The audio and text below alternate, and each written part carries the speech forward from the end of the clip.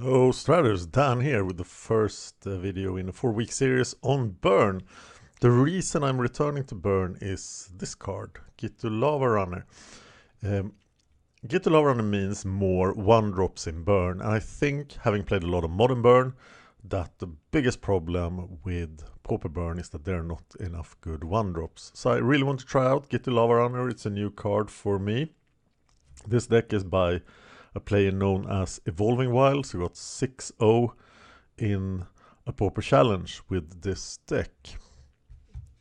You still run Thermal Alchemist, but we have dropped the 2-1, the Firebrand Archer. There is an interesting thing in the sideboard, that's the 4 Keldam order. So let's talk about the creatures first. The Lava Runners.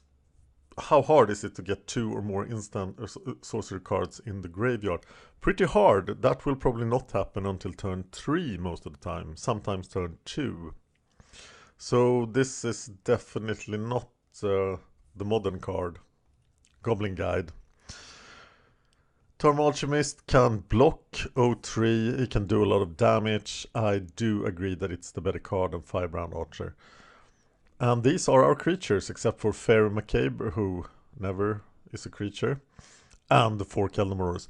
And I expect that you bring in the 4 Keldam Marauders when you know that your opponent does not have removal or blockers, which could be the case in a sideboarded game against a control deck.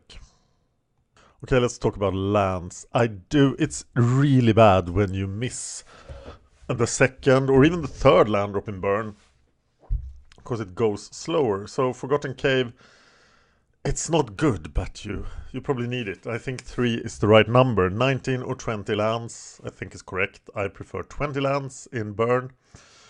And then of course we have to move into the Burn spells themselves. We played only 8 creatures and 19 lands, leaving us with 33 spells.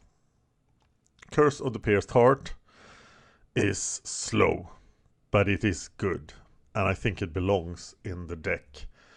And that is the only enchantment, leaving us with 29 sorcerers instead. That can trigger Mr. Lavarunner. So, we really want our spells to cost 1.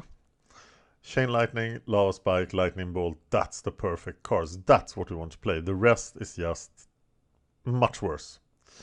Needle Drop, I truly hate Needle Drop. In a meta game with a lot of counterspells and a lot of Chittering Rats, I would not want to play this card. I absolutely do not want to play that card anyway, but I think this deck, prioritizing 1-drops, is correct.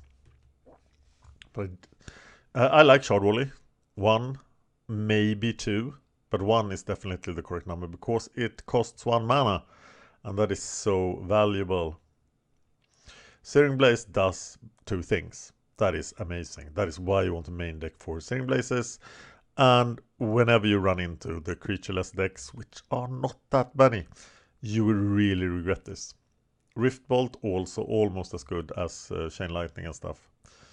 So we are now at the point where the bolt spells, the sorcery instants are pretty good. So I think, of course, Burn suffers from the fact that everybody's gaining life all the time in Pauper nowadays, but still the Burn is pretty powerful.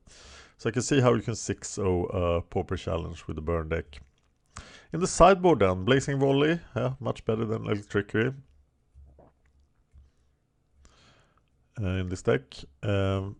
Macabre Mortar, Ashes, against a horde of creatures, it is good, but you generally do not want to play cards that don't do damage, including Pyroblast.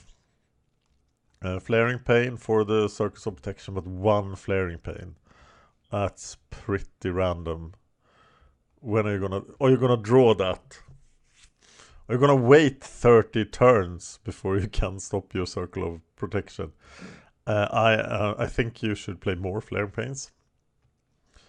I would probably drop the Pyroblast here, because you don't want to end up in a counterspell war with the counterspell deck, because Pyroblast doesn't do damage.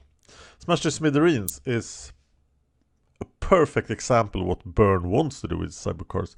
This card is doing sideboardy stuff, and it is also doing damage, and that's what you want. Okay, back to Burn. Burn is probably the deck I played third most in Pauper, after Stompy and Trinket Control. Thank you for watching.